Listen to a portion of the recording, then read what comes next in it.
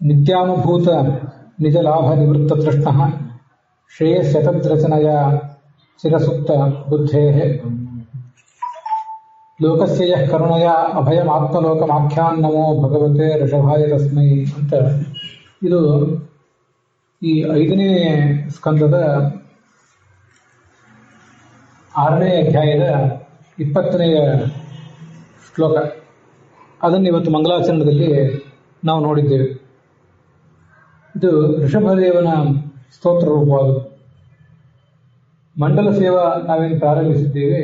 ಅದರಲ್ಲಿ ಇವತ್ತು ಇದು 10ನೇ ದಿವಸ.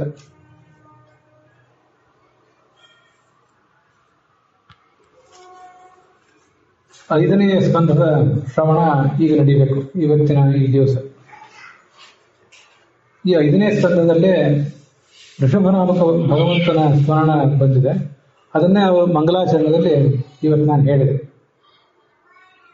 ಋಷಭದೇವ ಭಗವಂತ ಹೊರಗಿನಿಂದ ಆನಂದವನ್ನು ಕಾಣಬೇಕಾಗಿಲ್ಲ, ಒಳಗಿನಿಂದಲೇ ಅವನಿಗೆ ಆನಂದ ಇದೆ. ಅವನು ಅವತಾರ ಮಾಡಿದ್ದು ತನ್ನ ಏನು ಲಾಭಕ್ಕಲ್ಲ, ಭಗವಂತನು ಭಕ್ತರಿಗೆ ತತ್ವಜ್ಞಾನ ಆಗಬೇಕು, ಅವರಿಗೆ ಸಂಸಾರದಿಂದ ಬಿಡುಗಡೆ ಆಗಬೇಕು ಅನ್ನುವ ಭಾವನೆಯಿಂದ ಅವನು ಕರುಣೆಯಿಂದ ಅವರಿಗೆ ತತ್ವಜ್ಞಾನ ಉಪದೇಶ ಮಾಡಿದ. ಅಂಥ ಭಗವಾನ್ ಋಷಭದೇವನಿಗೆ ನಮಸ್ಕಾರ ಅಂತ ಈ ಮಂಗಲಾಚರಣದ ಅರ್ಥ. ಈಗ ಈ 5ನೇ ಸ್ಕಂದದಲ್ಲಿ ಏನೇನು ಸಂಗತಿಗಳಿವೆ ಅಂತ ಅನ್ನೋದನ್ನ ನೋಡೋಣ.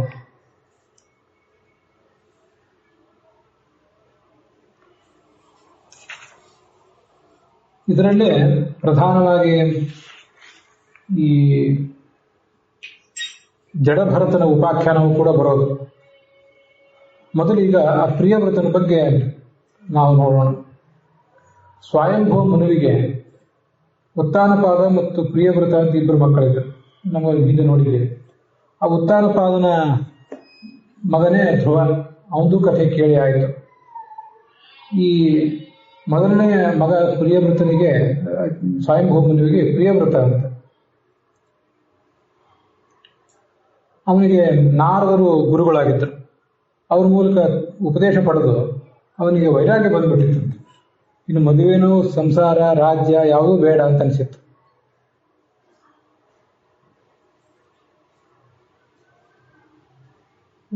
ಸಂಶಯ ಅಯಂ ಮಹಾನ್ ಬ್ರಹ್ಮನ್ ದಾರಾಗಾರ ಸುತಾದಿಶು ಸಕ್ತಸ್ಯ ಯತ್ ಸಿದ್ಧಿರಭೂತ್ ಕೃಷ್ಣೇಚ ಮತಿರಚ್ಯುತ. ಈ ನಡುವೆ ರಾಜ ಪರೀಕ್ಷಿತ ಸುಖದಿಂದ ಕಥೆ ಕೇಳ್ತಿದ್ನಲ್ಲ, ಅವನೊಂದು ಪ್ರಶ್ನೆ ಕೇಳಿದ. ಈ ಪ್ರಿಯವ್ರತ ಮುನಿ, ಈ ಪ್ರಿಯವ್ರತ ರಾಜ ಗೃಹಸ್ಥ, ಮನೆಯ ಮಕ್ಕಳು ಎಲ್ಲವನ್ನೂ ಕಟ್ಟಿಕೊಂಡವನು. ಅಂಥವನಿಗೆ ಹೇಗೆ ಭಗವಂತನಲ್ಲಿ ಭಕ್ತಿ ಬಂತು? ಗೃಹಸ್ಥಾಶ್ರಮಿಯಾದವನಿಗೆ ಹೇಗೆ ಬರೋದು ಸಾಧ್ಯ? ಯಾರು ಭಗವಂತನ ಪಾದಕಮಲವನ್ನು ಅವಲಂಬಿಸಿರ್ತಾರೆ ಅವರಿಗೆ ಕುಟುಂಬ ಇತ್ಯಾದಿ ಯಾವುದರ ಬಗ್ಗೆಯೂ ಮನಸ್ಸೇ ಬರೋದಿಲ್ಲ. ಕುಟುಂಬದ ಪೋಷಣೆ, ಗೃಹಸ್ಥ ಧರ್ಮ ಇತ್ಯಾದಿಗಳ ಬಗ್ಗೆ ಇವರಿಗೆ ಹೇಗೆ ಬಂತು? ಗೃಹಸ್ಥಾಶ್ರಮವನ್ನು, ಅಧ್ಯಾತ್ಮವನ್ನು ಅವನು ಹೇಗೆ ಸರಿತೂಗಿಸಿದ ಅದನ್ನು ಹೇಳಿದೆ. ಆಗ ಶುಕಮುನಿ ಕಥೆ ಹೇಳಿದರು. ಮೊದಲಿಂದಲೂ ಅವನಿಗೆ ಭಗವಂತನ ಭಕ್ತಿ ಇತ್ತು. ನಾರದರು ಅವನಿಗೆ ಉಪದೇಶನೂ ಮಾಡಿದ್ರು. ನಾರದಸ್ಯ ಚರಣೋಪಸೇವೆಯ, ಅವರ ಪಾದ ಸೇವಾ ಮಾಡಿ ತತ್ವವನ್ನು ತಿಳ್ಕೊಂಡಿದ್ದ. ಅದರಿಂದ ಅವ್ನಿಗೆ ಏನು ಅನಿಸ್ತಂದ್ರೆ ಸಾಮ್ರಾಜ್ಯ ಬೇಡ, ಗೃಹಸ್ಥಾಶ್ರಮ ಬೇಡ, ಏನೂ ಬೇಡ ಅಂತ ಕಾಣಿಸ್ಬಿಡ್ತು. ಅದರಿಂದ ಸನ್ಯಾಸ ಸ್ವೀಕಾರ ಮಾಡ್ತೀನಿ ಅಂತ ಆಲೋಚನೆ ಬಂತವ್ರು. ಆದರೆ ಅವನ ತಂದೆ ಸ್ವಯಂಭೂಮನು ಅವನಿಗೆ ರಾಜ ಆಗುವಂತ ಆಜ್ಞೆ ಕೊಟ್ಟಿದ್ದ, ಸಾಮ್ರಾಟನಾಗಬೇಕು ನೀನು ಅಂತ. ಆದರೆ ಇವನಿಗೆ ಮಾತ್ರ ಆ ತಂದೆಯ ಆಜ್ಞೆಯನ್ನ ಪಾಲಿಸಬೇಕು ಅಂತ ಅನಿಸಲಿಲ್ಲ.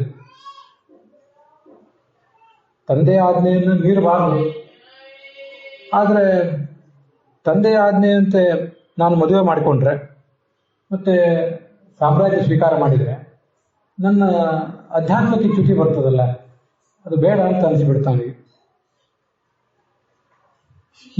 ಹೀಗ ಒಂದು ಕವಲ ದಾರಿಯಲ್ಲಿದ್ದ, ಸನ್ಯಾಸವೋ ಗೃಹಸ್ಥಾಶ್ರಮವೋ ಅಂತ.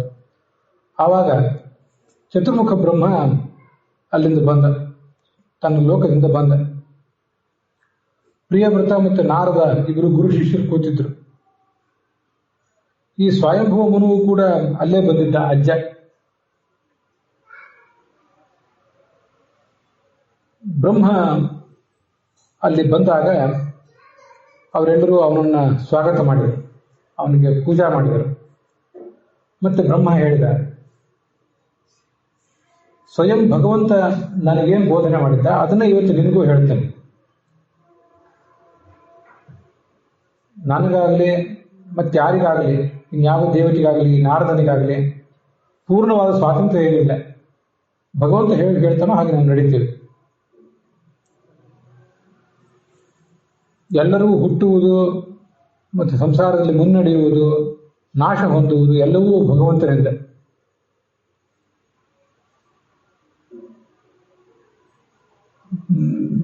ದನ ಕರುಗಳು, ಎತ್ತುಗಳು, ಕುದುರೆಗಳು, ಒಂದು ಕಡಿವಾಣ, ಒಂದು ಹಗ್ಗ, ಮೂಗುದಾರ ಇರ್ತದೆ ಅವಕ್ಕೆ.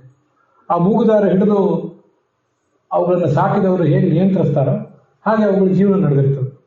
ಹಾಗೆಲ್ಲ ನಾವೆಲ್ಲರೂ ಕೂಡ ಆ ಭಗವಂತನ ಅಣತಿ, ಅವನ ಆಜ್ಞೆ ಅನ್ನುವ ಮೂಗುದಾರಕ್ಕೆ ಸಿಕ್ಕಿಬಿದ್ದವರು.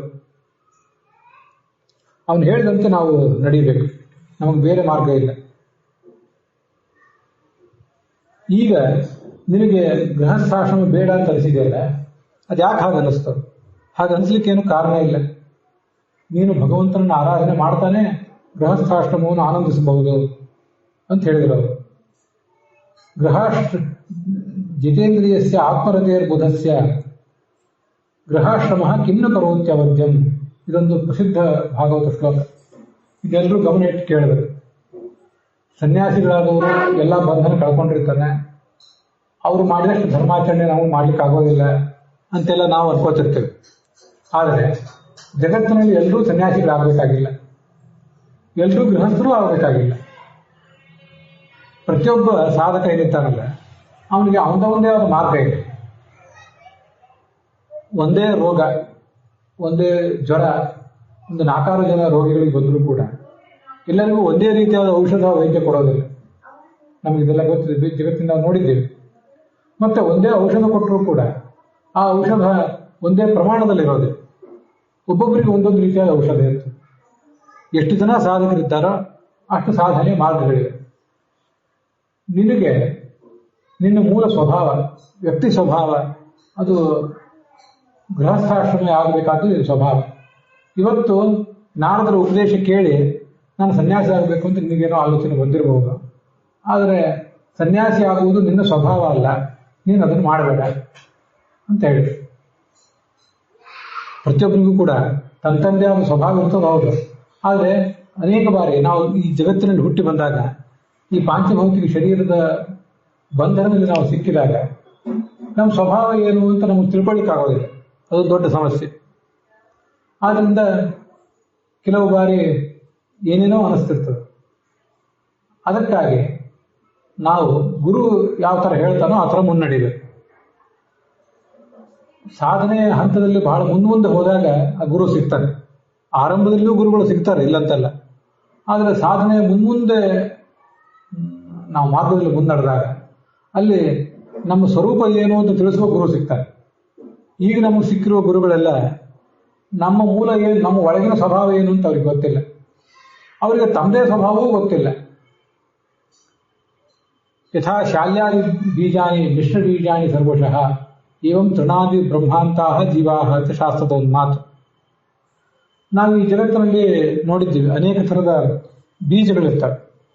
ಒಂದು ತರಕಾರಿಯನ್ನೇ ತಗೊಂಡ್ರೆ ಕೇವಲ 1 ತಿಂಗಳಲ್ಲಿ ಫಲ ಕೊಟ್ಟು ನಾಶ ಆಗುವಂಥ ಕೆಲವು ತರಕಾರಿಗಳಿರ್ತವೆ. ಇನ್ನೂ ಹೆಚ್ಚು ಇರುವಂಥವು ಇನ್ನು ಕೆಲವು ತರಕಾರಿಗಳು 4 ತಿಂಗಳ ಕಾಲ ಬೆಳೆ ಬದುಕಿ ಫಲ ಕೊಡುವಂಥ ಕೆಲವು ಧಾನ್ಯಗಳಿರ್ತವೆ. ಒಂದು 7-8 ತಿಂಗಳಾದ ಮೇಲೆ ಫಲಿತಕ್ಕೆ ಬರುವಂತಹ ಕಬ್ಬು ಮೊದಲಾದದ್ದಿರ್ತವೆ. ಆಮೇಲೆ ಅವು ಸತ್ತು ಹೋಗ್ತವೆ. ಕೆಲವು ಸಾಯೋದಿಲ್ಲ, ಕಬ್ಬು ಮೊದಲಾದದ್ದು ಹಾಗೆ ಮುಂದುವರಿತವೆ. ಇನ್ನೂ ಅನೇಕ ವರ್ಷಗಳ ಕಾಲ ಅವು ಫಲ ಕೊಡ್ತಿರ್ತವೆ. ಆದರೆ ಅದರ ಶಕ್ತಿ ಕಡಿಮೆ ಆಗ್ತದೆ ಅಷ್ಟೇ. ಆದರೆ ಬಾಳೆ ಗಿಡ ಮೊದಲಾದದ್ದಿರ್ತದೆ. ಒಂದ್ಸರಿ ಅದು ಫಲ ಕೊಟ್ಟ ಮೇಲೆ ಅದನ್ನು ಕಿತ್ತೇ ಬಿಸಾಕ್ಬೇಕು. ಅದರ ಪಕ್ಕದಲ್ಲಿ ಮತ್ತೊಂದು ಮರಿ ಹೊಡೆದಿರ್ತದೆ. ಅವಕ್ಕೂ ಎಲ್ಲಕ್ಕೂ ಒಂದೊಂದು ಸಮಯ, ಒಂದೊಂದು ವರ್ಷದ ಸಮಯ, ಕೆಲವು 4 ತಿಂಗಳ ಸಮಯ, ಹೀಗೆಲ್ಲ ಸಮಯ. ತೆಂಗಿನ ಗಿಡ ಮೊದಲಾದಕ್ಕೆ ಇನ್ನೂ ಹೆಚ್ಚಿನ ಸಮಯ ಬೇಕು, ಮಾವಿನ ಗಿಡಕ್ಕೂ ಹೆಚ್ಚಿನ ಸಮಯ ಬೇಕು. ಇದನ್ನೆಲ್ಲ ನಾವು ಜಗತ್ತಿನಲ್ಲಿ ನೋಡಿದ್ದೇವೆ. ಒಂದೊಂದಕ್ಕೆ ಒಂದೊಂದು, ಎಲ್ಲನೂ ಒಂದೇ ಥರ ಇಲ್ಲ. ಮಾವಿನ ಮರ ಮೊದಲಾದದ್ದು ಎಷ್ಟೋ ದೀರ್ಘಕಾಲ ವರ್ಷ ಹಣ್ಣು ಹಾಗೆ ಬಿಡ್ತಾನೆ ಇರ್ತದೆ. ಅಂತೂ ಅದಕ್ಕೂ ಒಂದು ಕೊನೆ ಇದೆ, ಅಷ್ಟು ವರ್ಷ ಅದು ಬರುತ್ತದೆ. ಹೀಗೆ ಒಂದು ಹುಲ್ಲು, ಒಂದು ತರಕಾರಿ, ಹಣ್ಣಿನ ಗಿಡ, ಧಾನ್ಯದ ಸಸ್ಯಗಳು, ಇದೆಲ್ಲ ಗಮನಿಸಿದ್ರೆ ಒಂದೊಂದಕ್ಕೆ ಒಂದೊಂದು ರೀತಿ ಸ್ವಭಾವ, ಒಂದೊಂದಿಂದ ಒಂದೊಂದು ರೀತಿ ಹುಟ್ಟುತ್ತವೆ ಮುಂದಿದ್ದೆಲ್ಲ. ಕೆಲವೊಂದು ಬೀಜ, ಅದೇನು ಬೀಜ ಸಿಗ್ತದಲ್ಲ, ಬೀಜವನ್ನು ತಗೊಂಡು ಬಿತ್ತಿದ್ರೆ ಮುಂದೆ ಸಸ್ಯ. ಕೆಲವದಕ್ಕೆ ಬೀಜ ಇಲ್ಲ, ಅದರ ಒಂದು ಕಾಂಡವನ್ನೇ ಕಿತ್ತಿ ಇನ್ನೊಂದು ಕಡೆ ನೆಡಬೇಕು, ಆವಾಗ ಅಲ್ಲಿ ಸಸ್ಯ. ಕಬ್ಬಿಗೆ ಬೀಜ ಅಂತಿಲ್ಲ, ಗುಂಡಗಿನ ಬೀಜ ಏನು ಬರೋದಿಲ್ಲ. ಕಬ್ಬಿನ ತುಣುಕು ಮಾಡಿ ಅದನ್ನು ಮತ್ತೊಂದು ಕಡೆ ನಾವು ಅದನ್ನ ನಾಟಿ ಮಾಡಬೇಕು, ಆವಾಗಲೇ ಅದು ಬೆಳೆಯೋದು. ಇದನ್ನೆಲ್ಲ ಗಮನಿಸಿದ್ರೆ ಹೀಗೆ ಜೀವರು ಕೂಡ ಒಬ್ಬೊಬ್ಬರಿಗೆ ಒಂದೊಂದು ಥರ ಸ್ವಭಾವ. ಎಲ್ಲರೂ ಸನ್ಯಾಸಿಗಳಾಗಬೇಕಾಗಿಲ್ಲ, ಎಲ್ಲರೂ ಗೃಹಸ್ಥರು ಆಗಬೇಕಾಗಿಲ್ಲ. ಒಬ್ಬೊಬ್ಬರು ಒಂದೊಂದು ಸ್ವಭಾವದವರು ಇರ್ತಾರೆ. ಅದು ನಮ್ಗೆ ಈಗ ಗೊತ್ತಾಗೋದಿಲ್ಲ, ಗುರುವಾದವನು ಅವನು ತಿಳಿಸ್ತಾನೆ. ನೋಡೋದು, ಭಯಂ ಪ್ರಮತ್ತಸ್ಯ ವನೇಶ್ವಪಿ ಸ್ಯಾತ್. ನನಗೇನೂ ಬೇಡ, ಸನ್ಯಾಸಿ ಗೃಹಸ್ಥಾಶ್ರಮ ಬೇಡ ಅಂತ ನೀನು ಸನ್ಯಾಸಿ ಆಗಬೇಕು, ವನಕ್ಕೆ ಹೋಗ್ಬೇಕು ಅಂತ ಅಪೇಕ್ಷೆ ಪಡ್ತೀಯಲ್ಲ, ಅಲ್ಲಿಯೂ ಕೂಡ ನಿನಗೆ ಭಯ ಇರೋ ಸಾಧ್ಯತೆ ಇದೆ. ಏನು ಭಯ? ಭಯ ಅಂದ್ರೇನು? ಕಾಡು ಪ್ರಾಣಿಗಳು, ಹಾವು, ಹುಳ, ಹುಪ್ಪಟೆಗಳ ಭಯ ಅಂತ ಅರ್ಥ ಅಲ್ಲ. ಭಯ ಅಂದ್ರೆ ಸಂಸಾರದ ಭಯ ಅಲ್ಲಿ ಕೂಡ ಬರೋ ಸಾಧ್ಯತೆ ಇದೆ. ಇಂಥ ಕಥೆಗಳನ್ನ ಬೇಕಾಷ್ಟು ಕೇಳಿರ್ತೇವೆ. ಸನ್ಯಾಸಿ ಒಬ್ಬ ಇದ್ದ, ಏಕಾಂತದಲ್ಲಿ ವಾಸ ಮಾಡ್ತಿದ್ದ.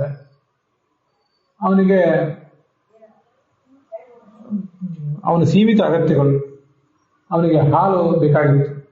ಯಾರೋ ಒಬ್ರು ಒಂದು ಎಮ್ಮೆ ತಂದುಕೊಟ್ರು. ಆ ಕಥೆ ನಾನು ಪೂರ್ಣವಾಗಿ ನೆನಪು ಮಾಡ್ಕೊಳ್ಳಿಲ್ಲ. ಅವನ ಆಶ್ರಮದಲ್ಲಿ ಇಲಿಗಳ ಹಾವಳಿ ಆಯಿತು. ಇಲಿಗಳ ಹಾವಳಿ ಆದಾಗ ಯಾರೋ ಭಕ್ತರು ಆಶ್ರಮಕ್ಕೆ ಬಂದವರಿಗೆ ಹೇಳಿದ, ಅದಕ್ಯಾಕೆ ವಿಚಾರ ಮಾಡ್ತೀರಿ, ನಾವು ಒಂದು ಬೆಕ್ಕು ತಂದು ಕೊಡ್ತೀವಿ ಅಂದ್ರು. ಅವ್ರು ಬೆಕ್ಕು ತಂದು ನಮಸ್ಕಾರ ಮಾಡಿ ಹೊರಟೋದ್ರು. ಆ ಬೆಕ್ಕು ಅರಚಾಡ್ಲಿಕ್ಕೆ ಪ್ರಾರಂಭ ಮಾಡಿದ, ಅದಕ್ಕೆ ಹಾಲು ಬೇಕು. ಮಾರನೇ ದಿವಸ ಮತ್ತೆ ಅದೇ ಭಕ್ತರು ಬಂದು, ಮತ್ತೊಬ್ರು ಯಾರೋ ಭಕ್ತರು ಬಂದರು, ಅವ್ರಿಗೆ ಹೇಳಿದ. ಅವರು ಅದಕ್ಯಾಕೆ ವಿಚಾರ ಮಾಡ್ತೀವಿ, ನೀವು ಗುರುಗಳು ನಿಮ್ಗೆ ಏನು ಬೇಕಾದ್ರೆ ನಾವು ಕೊಡ್ತೀವಿ ಅಂತ ಹೇಳಿ ಒಂದು ಆಕಳೇ ತಂದುಕೊಟ್ರು.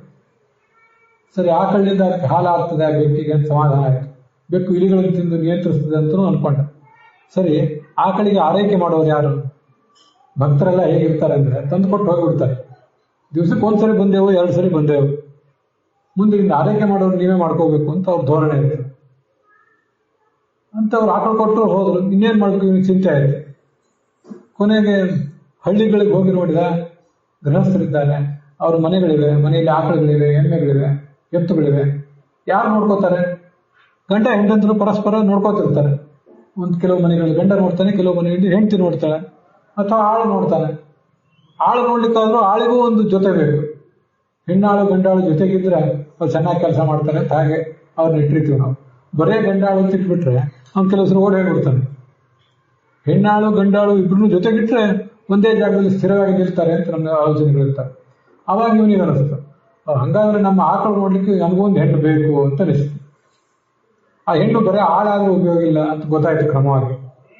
ಆಳು ಮಾಡಿದ ಕೆಲಸ ಹಾಳೆ. ಆ ಹೆಣ್ಣು ಅದು ಹೆಂಡತಿಯೇ ಆಗಿಬಿಟ್ರೆ ಬಹಳ ಅನುಕೂಲ ಅಂತ ಅನಿಸ್ತು. ಕಾಡಿಗೆ ಹೋಗಿ ಕೂತವನು ಕೂಡ ಒಂದು ದಿವಸ ಹೆಂಡತಿಯನ್ನು ಮಾಡ್ಕೋಬೇಕಾಗ್ತದೆ. ಇದು ಸ್ಥಿತಿ ಮನುಷ್ಯನು. ಇದೇ ಭಯಂ ಪ್ರಮತ್ತಸ್ಯ ವನೇಶ್ವಪಿ ಸ್ಯಾತ್. ಏನೂ ಬೇಡ ಅಂತ ಕಾಡಿಗೆ ಹೋಗಿ ಕೂತ್ರು ಅಲ್ಲೂ ಭಯ ಆಗ್ತದೆ. ಅಂದ್ರೆ ಭಯ ಅಂದ್ರೆ ಸಂಸಾರದ ಭಯ. ನಿಮ್ಮ ಅಗತ್ಯಗಳು, ಹಿತಾಸಕ್ತಿಗಳು ನಿಮಗಿದ್ರೆ ನಿಮಗೆ ಕಾಡೇನು ನಾಡೇನು? ಹಿತಾಸಕ್ತಿ ಇಲ್ಲದೆ ಹೋದ್ರೆ ನಾಡು ಕಾಡೆ, ಹಿತಾಸಕ್ತಿ ಇದ್ರೆ ಕಾಡು ನಾಡೆ. ಅದು ಹಿಂದೆ ನೋಡಿದ್ದೇವೆ ನಾವು. ಮುನೇರಪಿ ವನಸ್ಥಸ್ಯ ಸ್ವಾನಿ ಕರ್ಮಾಣಿ ಕುರುವತಃ ಉತ್ಪದ್ಯಂತೆ ತ್ರಯಃ ಪಕ್ಷಾಃ ಮಿತ್ರೋದಾಸೀನ ಶತ್ರುವಃ. ಮಹಾಭಾರತದ ಮಾತು. ಏನೂ ಬೇಡ ಅಂತ ಕಾಡಿಗೆ ಹೋಗಿ ಕೂತ್ರು ಅವನಿಗೆ ಅಲ್ಲಿ 3 ಜನ ಸಿಗ್ತಾರೆ. ಒಬ್ಬ ಮಿತ್ರ, ಒಬ್ಬ ಶತ್ರು, ಒಬ್ಬ ಉದಾಸಿ. ಅವನು ಮಿತ್ರನೂ ಅಲ್ಲ ಶತ್ರುನೂ ಅಲ್ಲ ಸಿಗ್ತಾರೆ. ಅವ್ರನ್ನ ಹೇಗೆ ನೀವು ಅವ್ರ ಜೊತೆ ಸಂಬಂಧ ಇಟ್ಕೋತೀರಿ ಅನ್ನೋದು ಮುಖ್ಯ ಅಷ್ಟೆ. ಮಿತ್ರರು ಬಂದ್ರು ಅಂತ ಅವ್ರನ್ನ ಬಾಚಿ ತಪ್ಕೊಂಡ್ಬಿಟ್ರೆ, ಅವ್ರನ್ನ ಬಹಳ ಆಳವಾಗಿ ಸ್ವೀಕಾರ ಮಾಡಿಬಿಟ್ರೆ ಅದು ನಿಮ್ಮ ಸಾಧನೆ ಎಲ್ಲ ಹಾಳಾಗ್ತದೆ. ಮಿತ್ರ ಅದು ನಿಮ್ಮ ಹೆಂಡತಿಯೇ ಆಗಿಬಿಟ್ರೆ, ಹೆಂಡತಿ ಅನ್ನೋದು ಮನೆಯಲ್ಲಿ ಹೆಂಡತಿನೇ ಗೆಳತಿ ಅಂತ ಮಹಾಭಾರತ ಹೇಳಿದೆ. ಹೆಂಡತಿಯೇ ಮಿತ್ರಳಾಗಿ ಬಿಟ್ರೆ ಮತ್ತಷ್ಟು ಸಂಸಾರ ಅಂಟ್ಕೋತದೆ. ಅದರಿಂದ ಕಾಡಿಗೆ ಹೋಗಿ ಕೂಡ್ಬೇಕು ಅಂತಂದ್ರೂ ಒಬ್ಬ ಮಿತ್ರ, ಒಬ್ಬ ಶತ್ರು, ಒಬ್ಬ ಉದಾಸೀನ ಸಿಗ್ತಾನೆ. ಅದಕ್ಕೆ ನಾವು ಹೇಗೆ ಪ್ರತಿಕ್ರಿಯಿಸ್ತೀವಿ ಅನ್ನೋದನ್ನ ನಾವು ವಿಚಾರ ಮಾಡ್ಬೇಕಷ್ಟೆ. ಆದ್ರಿಂದ ನೀನೇನು ಕಾಡಿಗೆ ಹೋಗಿ ಅಲ್ಲಿ ಮಾಡುವುದೇನಿದೆ? ಇಂದ್ರಿಯ ನಿಗ್ರಹ ಇಲ್ಲದೆ ಹೋದ್ರೆ ಈ ನಮ್ಮ 5 ಜ್ಞಾನೇಂದ್ರಿಯ 5 ಕರ್ಮೇಂದ್ರಿಯ ನಿಮ್ಗೆ ಅಲ್ಲೂ ತೊಂದರೆ ಕೊಡ್ತವೆ. ನಿಂಗೆ ಒಂದು ವೇಳೆ ಇಂದ್ರಿಯ ನಿಗ್ರಹ ಇದೆಯೋ ಇಲ್ವೋ ನಾನು ಕೇಳ್ತೇನೆ. ಇಂದ್ರಿಯ ನಿಗ್ರಹ ಇಲ್ಲ ಅಂದ್ರೆ ಕಾಡಿಗೆ ಹೋಗಿ ಉಪಯೋಗ ಇಲ್ಲ. ಇಂದ್ರಿಯ ನಿಗ್ರಹ ಇದೆ ಅಂದ್ರೆ ನಾಡಿನಲ್ಲೇ ಇದು, ಗೃಹಸ್ಥನಾಗಿರು. ಗೃಹಸ್ಥಾಶ್ರಮ ಏನು ತಪ್ಪು ಮಾಡಿದೆ? ಇದೆಲ್ಲ ಕೇಳಬೇಕು.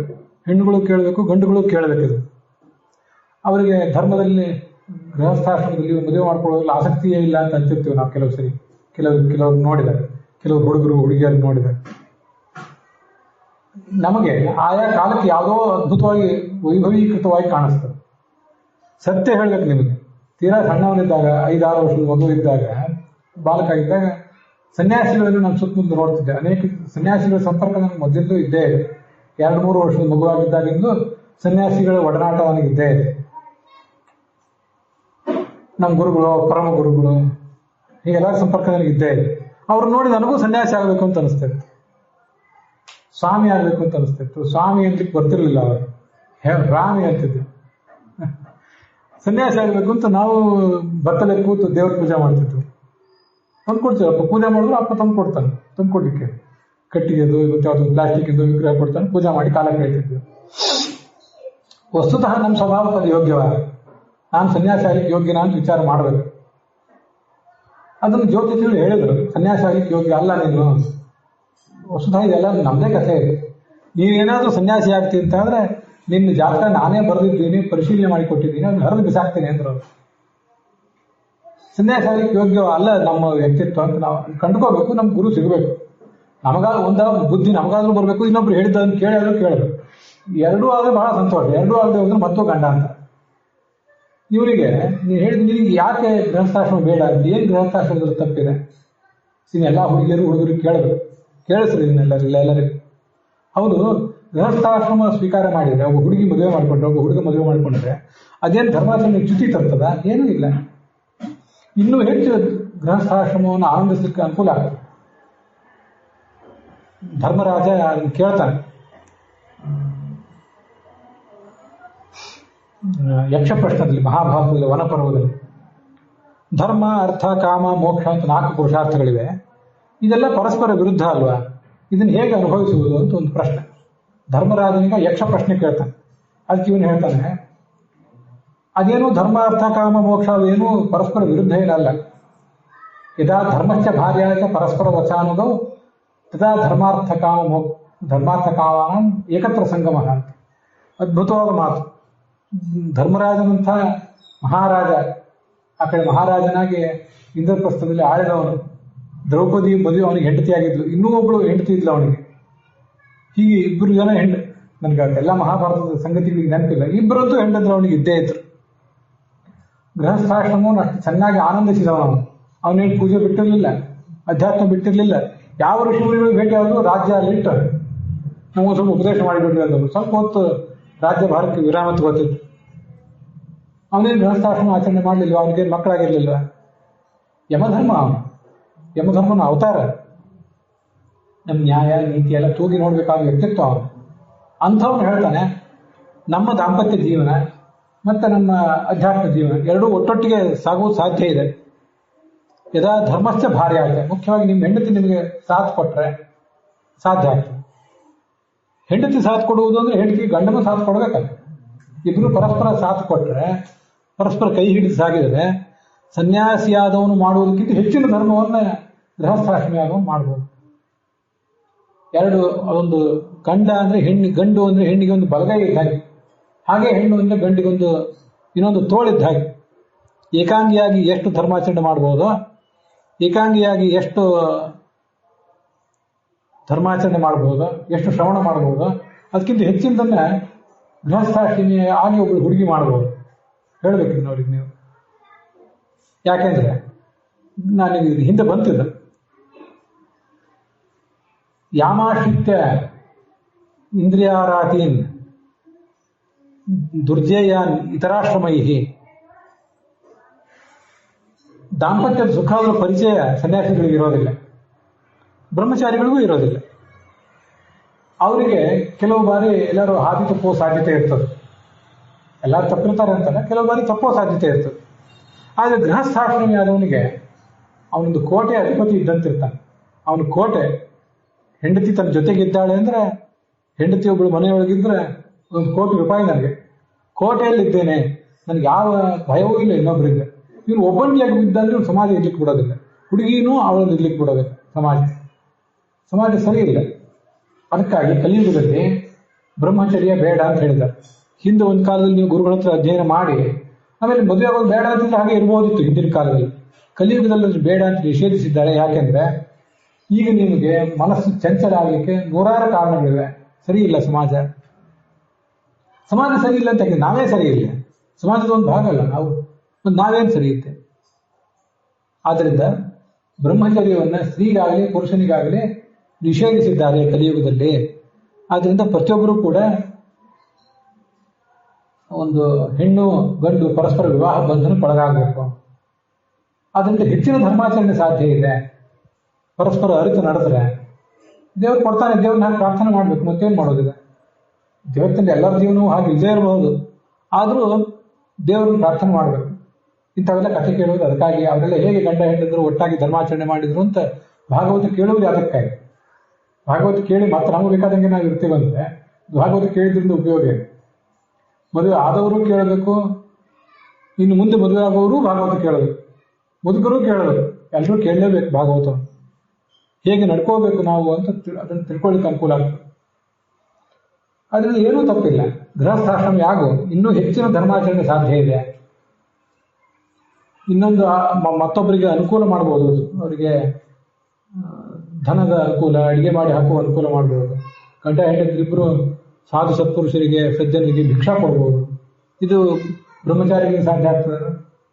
ಕೇವಲ ಒಬ್ಬ ಹುಡುಗಿಗೆ ಸಾಧ್ಯ ಆಗ್ತದ? ಬರೇ ಒಬ್ಬ ಹುಡುಗನಿಗೆ ಸಾಧ್ಯ ಆಗ್ತದ? ಆಗೋದಿಲ್ಲ. ಆದ್ರಿಂದ ನಿರ್ಭಯವಾಗಿರಬಹುದು. ಕಾಮಂ ವಿಚರೇತ್ ವಿಪಶ್ಚಿತ ಯುದ್ಧೇತ ದುರ್ಗಾಶ್ರಿತ ಊರ್ಜಿತಾರೀನ್. ನೋಡಿ, ಹಿಂದೆ ಕಪಿಲನ ಕಥೆಯಲ್ಲೂ ಬಂತದು.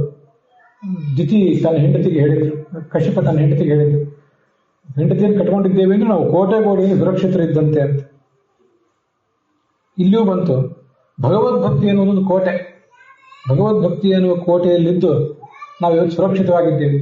ಭಗವದ್ಭಕ್ತಿ ಅನ್ನೋದೊಂದು ಕೋಟೆ, ಗೃಹಸ್ಥಾಶ್ರಮ ಅನ್ನೋದೊಂದು ಕೋಟೆ. ಯಾವುದೋ ಒಂದು ಸಾಕಾಗೋದಿಲ್ಲ. ಗೃಹಸ್ಥಾಶ್ರಮ ಅನ್ನೋ ಕೋಟೆಯಲ್ಲಿದ್ದೀವಿ, ಭಗವದ್ಭಕ್ತಿ ಬೇಕಾಗಿಲ್ಲ ಅನ್ನುವಂತಿಲ್ಲ.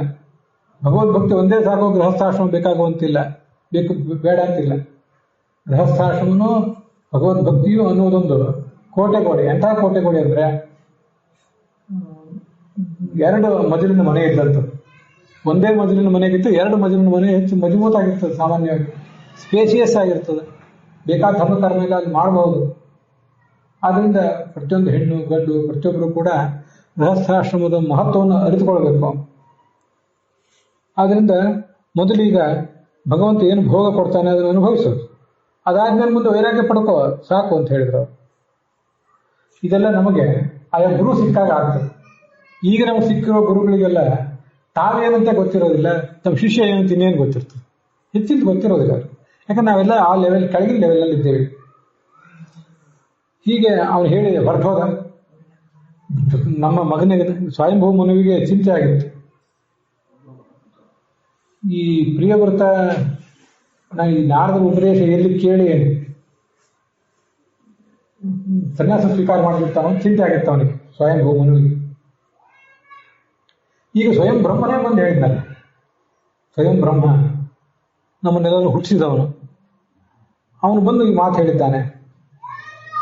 ಅದಾದ್ಮೇಲೆ ಇವನೇನ್ ಮಾಡಿದ, ಪ್ರಿಯವ್ರತನಿಗೆ ಪಟ್ಟಾಭಿಷೇಕ ಮಾಡಿ ಸಂಸಾರವನ್ನು ಬಿಟ್ಟು ಹೋಗಿಬಿಟ್ಟ ಆ ಸ್ವಯಂಭೂಮನು. ವಿಶ್ವಕರ್ಮ ಅಂತ ಒಬ್ಬ ದೇವತೆಗಳ ಶಿಲ್ಪಿ, ಅವನ ಮಗಳು ಬರಹಿಷ್ಮತಿ ಅಂತ. 10 ಮಂದಿ ಮಕ್ಕಳಾದರು.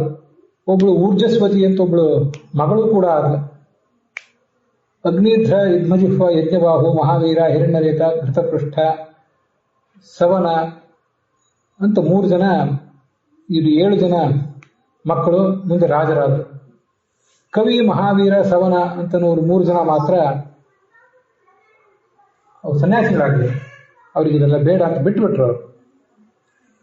ಅವ್ರನ್ನ ಯಾರು ಹಾದಿ ತಪ್ಪಿಸಲಿಲ್ಲ, ಅವರು ಸನ್ಯಾಸಿಗಳಾಗಿ ಮುಂದುವರೆದರು. ಒಂದು ಕಡೆ ಈ ನಾರದರ ಬಗ್ಗೆ ಒಂದು ಕಥೆ ಇದೆ, ಪುರಾಣದಲ್ಲೇ ಇದೆ. ಈ ನಾರದ ದಕ್ಷ ಪ್ರಜಾಪತಿಯ ಕೆಲವು ಮಕ್ಕಳನ್ನ, ನೀವು ಇದೆಲ್ಲ ಏನ್ ನಡೆಸಿದ್ದೀರಿ, ಎಲ್ಲರೂ ಗೃಹಸ್ಥಾಶ್ರಮ ಪರಿತ್ಯಾಗ ಮಾಡಿಬಿಡ್ರಿ, ನೀವು ಸನ್ಯಾಸಿಗಳಾಗಿ ಬಿಡ್ರಿ ಅಂತ ಅವರಿಗೆಲ್ಲ ಪ್ರೋತ್ಸಾಹ ಕೊಟ್ಟರು. ನಾನು ನನ್ನ ಮಕ್ಕಳನ್ನ ಅವ್ರ ಗೃಹಸ್ಥಾಶ್ರಮ ಮುಂದುವರಿಸಬೇಕು, ಪರಂಪರೆ ಮುಂದುವರಿಸಬೇಕು ಅಂತ ಮಾಡಿದ್ರೆ, ಈ ನಾರದ ಈ ಮಕ್ಕಳನ್ನ 10 ಜನ ಮಕ್ಕಳನ್ನ, ಅದಾದ್ಮೇಲೆ ಮತ್ತೂ ಕೆಲವು ಜನ ಮಕ್ಕಳನ್ನ, ಮಧ್ಯಾಹ್ನ ಮಕ್ಕಳು ಸನ್ಯಾಸಿಗಳಾಗಲ್ಲ, ಮತ್ತೆ ಮಕ್ಕಳನ್ನ ಹುಟ್ಟಿಸಿದ ದಕ್ಷ. ಅವ್ರನ್ನೂ ನಾರದರು ಸನ್ಯಾಸಿಗಳು ಮಾಡಿಬಿಟ್ರು. ಮತ್ತೂ 30 ಜನರನ್ನು ಹುಟ್ಟಿಸಿದ, ಅವ್ರನ್ನೂ ಸನ್ಯಾಸಿಗಳನ್ನಾಗಿ ಮಾಡಿದ್ರು. 30 ಅಂತ ಹೇಳಿದ್ರೆ 10 ಇದ್ದಿರ್ಬೇಕು. ಕೊನೆಗೆ ಈ ಗಂಡು ಮಕ್ಕಳನ್ನು ಹುಟ್ಟಿಸ್ತಾ ಹೋದ್ರೆ ಇವರೆಲ್ಲ ಬರೇ ಸನ್ಯಾಸಿಗಳಾಗ್ತಾ ಹೋದ್ರೆ ನಮ್ಮ ಸಂಸಾರ ಯಾವಾಗ ಮುಂದುವರಿಯೋದು ಅಂತ ಆಲೋಚನೆ ಮಾಡಿ 60 ಜನ ಹೆಣ್ಣು ಮಕ್ಕಳನ್ನು ಹುಟ್ಟಿಸಿದ ಅವನು ಅಂತ ಕಥೆ ಇರೋ. ಅದರಲ್ಲೇ 10 ಜನನ ಕಶ್ಯಪ ಪ್ರಜಾಪತಿಗಳಿಗೆ ಕೊಟ್ಟಿದ್ದ, ಚಂದ್ರನಿಗೆ 27, ಇದೆಲ್ಲ ಕಥಾ ಇದೆ. ನಾರದನಿಗೆ ಶಾಪನೆ ಕೊಟ್ಬಿಟ್ಟಿದ್ದಂತ, ನನ್ನ ಮಕ್ಕಳೆಲ್ಲ ಹಾದಿ ದಕ್ಷ ಸನ್ಯಾಸಿ ಮಾಡಿದ್ದೀನಿ ನೀನು ಅಂತೇಳಿ. ಅವನಿಗೆ ಮತ್ತೊಬ್ಳು ಹೆಂಡತಿಯೂ ಇದ್ಲು. ಅದರಲ್ಲಿ ಉತ್ತಮ, ತಾಪಸ, ರೈವತ ಅಂತ 3 ಜನ ಮಕ್ಕಳಾದ್ರು.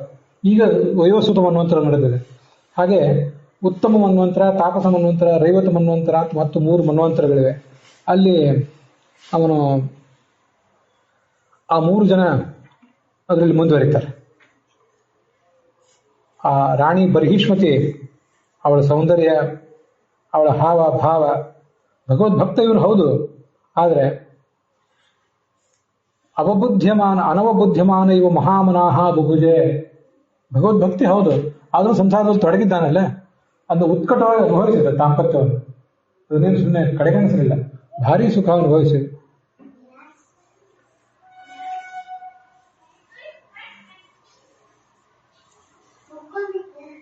ಊರ್ಜಸ್ವತಿ ಅಂತ ಒಬ್ಳು ಮಗಳು ಹುಟ್ಟಿದ್ಲಲ್ಲ, ಆ ಮಗಳನ್ನು ಶುಕ್ರಾಚಾರ್ಯನಿಗೆ ಮದುವೆ ಮಾಡಿಕೊಟ್ಟ.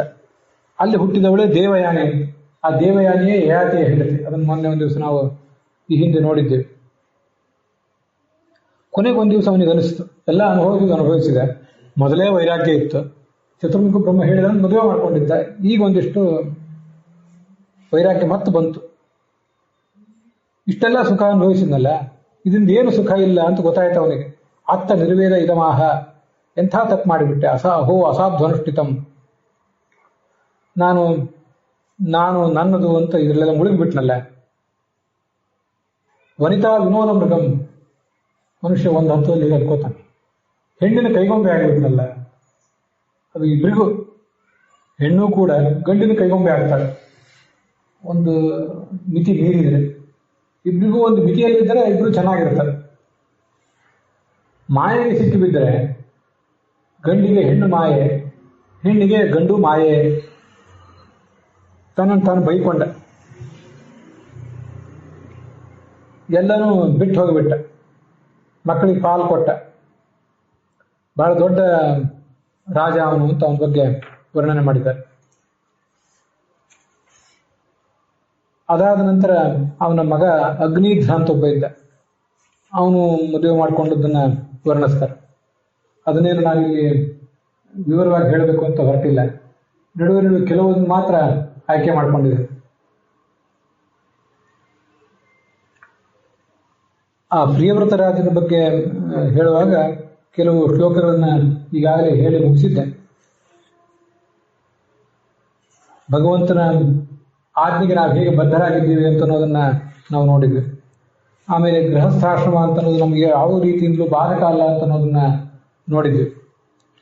ಅವನಿಗೆ ವೈರಾಗ್ಯ ಬಂದದ್ದನ್ನು ಕೂಡ ನೋಡಿದ್ವಿ.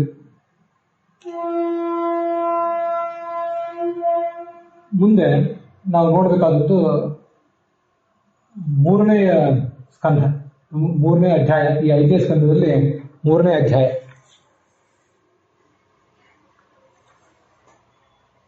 ಅಗ್ನಿಧ್ರನಿಗೆ ಮುಂದೆ ನಾಭಿರಾಜ ಅಂತ ಒಬ್ಬ ಮಗ ಹುಟ್ಟಿದ.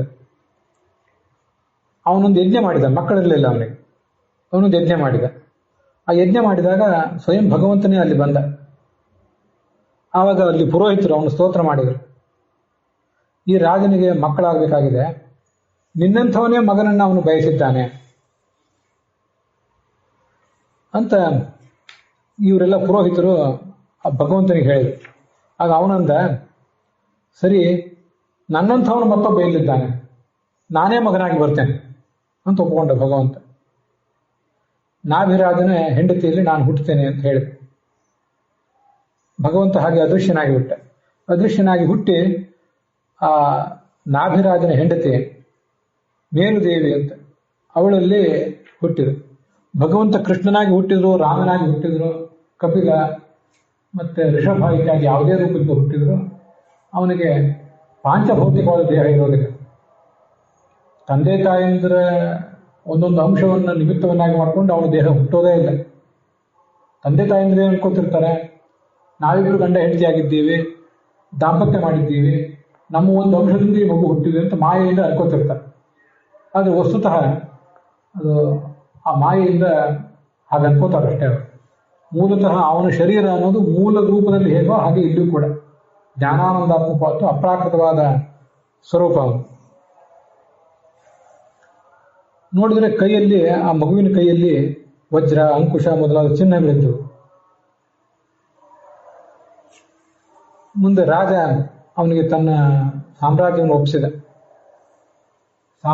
ಒಪ್ಪಿಸಿ ತಾನು ಮುಂದೆ ಕಾಡಿಗೆ ಹೋಗಿಬಿಟ್ಟ.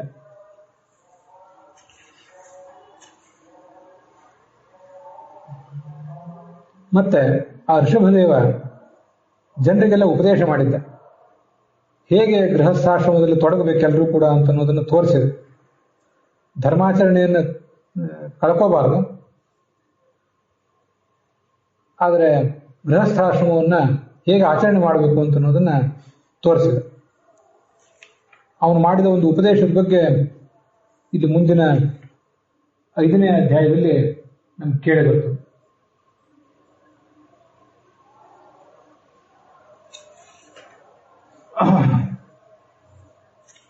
ನಾಯಂ ದೇಹೋ ದೇಹಭಾಜಾಂ ನೃಲೋಕೆ ಕಸ್ತತ್ ಕಾಮಾನ್ ಅರ್ಹತೆ ವಿಡ್ಭುಜಾಂ ಏ. ನಮ್ಗೆ ಇವತ್ತು ಈ ದೇಹ ಬಂದಿದೆಯಲ್ಲ, ಈ ದೇಹ ನಮ್ಮದು ದೇಹ ಅಂತ ಅಂದ್ಕೊಂಡಿದ್ದೇವೆ. ಈ ದೇಹ ನಮ್ಮ ವರ್ಷದಲ್ಲಿ ಎಷ್ಟು ದಿವಸ ಇರ್ತದೆ ಸ್ವಲ್ಪ ಇದನ್ನು ವಿಚಾರ ಮಾಡಬೇಕು. ಆ ದೇಹಕ್ಕಾಗಿ ನಾವು ಏನೇನು ಆರೈಕೆ ಮಾಡಬಹುದು, ಏನು ಉಪಚಾರ ಮಾಡಿದರೆ ದೇಹ ನಿಲ್ತದೆ. ನಮಗೆ ದೇಹ ಬಂದಿರೋದು ನಾವೇನು ಸುಖ ಭೋಗ ಅನುಭವಿಸ್ತಾ ಇರೋದೇನು ದೊಡ್ಡದಲ್ಲ. ಕಸ್ತತ್ ಕಾಮಾನರ್ಹತಿ ವಿಡ್ಭುಜಾಮಿಯೇ. ನಾವು ಅನ್ಕೋತೀವಲ್ಲ, ಒಂದು ವಯಸ್ಸಿಗೆ ಬಂದ ಕೂಡಲೇ ಒಂದೊಂದಿಷ್ಟು ಶಿಕ್ಷಣ ಆದ್ಮೇಲೆ ಒಂದು ಉದ್ಯೋಗ, ವ್ಯಾಪಾರ, ಅದಾದ್ಮೇಲೆ ಗಂಡಿಗೊಂದು ಹೆಣ್ಣು, ಹೆಣ್ಣಿಗೊಂದು ಗಂಡು.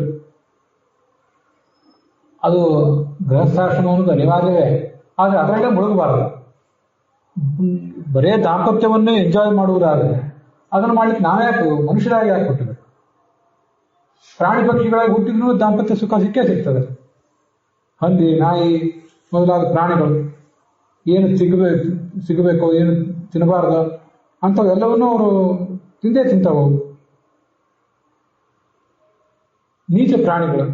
ನಾವು ಹಾಗೆ ಬದುಕುವುದಾದ್ರೆ ಅದರಿಂದ ನಮ್ಗೆ ಏನು ಲಾಭ ಇದೆ ಅಂತ ಮಕ್ಕಳಿಗೆಲ್ಲ ಅದನ್ನು ಉಪದೇಶ ಮಾಡಿದ.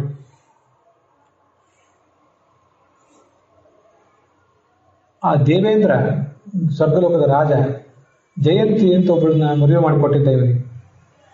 ಒಂದ್ಸರಿ ಆ ದೇವೇಂದ್ರ ಈ ವೃಷಭದೇವನನ್ನು ಪರೀಕ್ಷೆ ಮಾಡಬೇಕು ಅಂತ ಆಲೋಚನೆ ಮಾಡಿ ಮಳೆನೇ ಬರೆಸಲಿಲ್ಲ. ಮಳೆ ಬರ್ಸೋದು ದೇವ್ರ ಕೈಯಲ್ಲಿ ಇರ್ತದೆ, ಇಂದ್ರನ ಕೈಯಲ್ಲಿ. ಮಳೆ ಬರಲಿಲ್ಲ. ಆಗ ಈ ರಾಜ ವೃಷಭದೇವ ಇಂದ್ರನಿಗೆ ಸವಾಲು ಹಾಕುವಂತೆ ಮಳೆ ಬರೆಸಿಬಿಟ್ಟಿದ್ದ. ಅಷ್ಟಂತ ಪ್ರಭಾವ ಅವನು. ಹಾಗೆ ರಾಜ್ಯಭಾರಣ ಮಾಡಿದ್ದ, ಅದೇ ಥರ ತತ್ವೋಪದೇಶನೂ ಕೂಡ ಮಾಡಿದ. ಎರಡರಲ್ಲೂ ಅವನು ಹಿಂದುಳಿದವನಲ್ಲ.